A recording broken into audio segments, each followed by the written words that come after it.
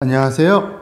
즐기는 손해사정사 이동윤입니다. 오늘은 영조물 배상 책임 보험의 접수부터 보상까지 한번 총정리해서 안내 드려 볼까 합니다. 우리 주변에 흔히 깔려있는 도로나 인도, 육교, 공공시설물들을 영조물이라고 합니다. 이 영조물의 하자 때문에 발생하는 사고를 영조물 사고라고 합니다. 흔히 걸어가시던 중에 보도블럭에 단차가 생겨서 넘어지시게 되거나 맨홀의 단차, 아니면 도로의 싱크홀, 육교의 하자 등에 의해서 사고가 발생하시게 되면 어떻게 해야 될까요? 영조물 배상 책임 보험의 접수 과정은 이렇습니다. 해당 사고가 발생한 지점에 대해서 사진이나 동영상을 꼭 촬영하시기 바랍니다.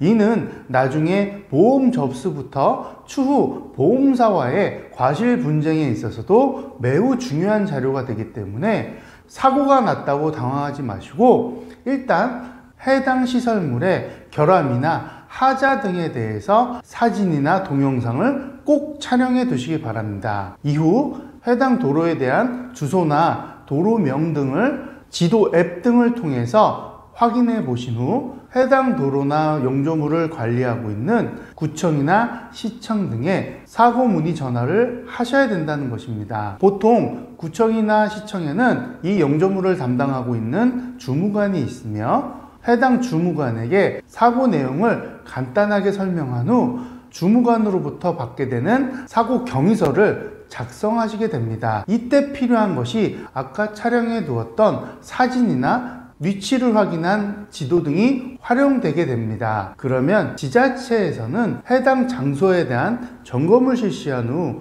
문제가 있는 영조물 시설에 대해서는 복구 작업을 실시하게 됩니다. 그리고 해당 영조물이 보험에 가입되어 있는지 확인 후 가입되어 있는 영조물 배상 책임 보험으로 보험사고 접수를 해주는 절차로 진행이 됩니다. 그러면 보험사의 접수 후 진행 과정은 어떻게 될까요? 보험사에서는 해당 영조물 사고에 대한 보험 접수를 받은 후 피해자에게 전화 연락을 통해 해당 사고 보상 절차에 대해서 안내를 합니다. 그러면서 추후 필요한 필요 서류에 대해서 문자 안내 등을 실시하게 되고 혹은 사고 장소에 대한 면밀한 현장 조사나 피해자의 상태에 대해서 확인하기 위해 계약되어 있는 외부 손해사정업체의 조사자에게 사건을 위임하게 됩니다. 피해자가 이런 보험 접수 안내 문자를 받으셨다고 한다면 이젠 손해에 대한 입증을 하셔야 됩니다. 손해 입증 과정은 치료를 받으시는 병원에서 어떤 부상을 입었는지에 대한 진단서와 사고 내용이 기록된 초진 기록지, 그리고 치료 과정에서 받았던 검사 등에 대한 경과기록지나 검사기록지 등이 필요합니다. 이런 자료들은 추후 여러분들의 손해배상금, 즉 합의금을 산정하기 위한 기초 자료가 됩니다. 또한 사고로 인해서 수술이나 입원 치료를 받으셨다고 한다면 본인의 소득에 대한 입증 자료도 필요합니다.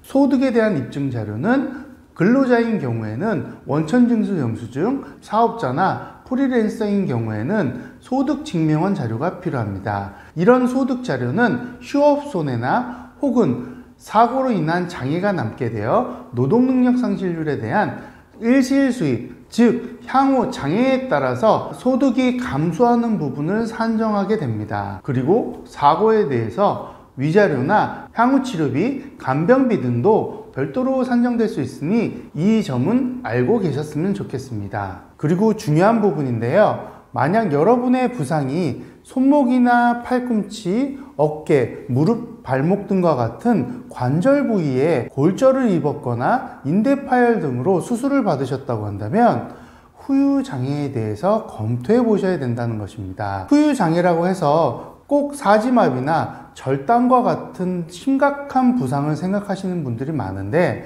배상 책임에서 말하는 후유장애는 관절 부위의 운동 제한이 한시적으로 남더라도 이런 한시 기간에 대한 여러분들의 소득 감소분을 산정해서 큰 보상 항목으로 보상을 받을 수 있다는 것입니다. 따라서 부상에 대해서도 충분한 치료를 받으신 후 한시적으로 남는 후유장애라고 할지라도 꼭 검토해 보셔서 제대로 된 합의금을 수령하시길 바랍니다. 영조물 사고에서 가장 중요하게 생각하셔야 될 부분이 바로 과실입니다. 대부분의 영조물 사고에서는 지자체에 100% 과실이 나오는 경우는 많이 없습니다. 이 영조물 사고 처리에 있어서 보험사의 요즘 흐름을 보면 피해자의 과실을 꽤 높게 적용하고 있는 실정입니다. 보험사에서 왜 이렇게 피해자의 과실을 높게 산정하고 있냐면 요즘 영조물 사고와 관련된 판례 등이 피해자의 과실을 높게 잡거나 피해자의 손해배상 청구를 기각하는 경우가 많기 때문에